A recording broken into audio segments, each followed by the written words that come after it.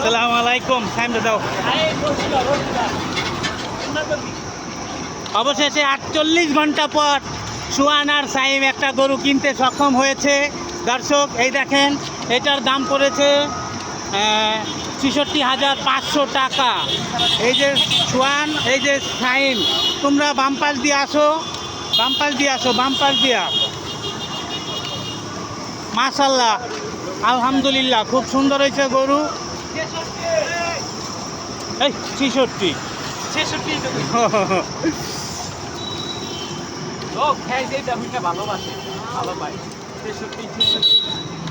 আলহামদুলিল্লাহ, ঠিক আছে। ৬৬ এই যে সাইম কিনতে পারলো ৬৬,০০০।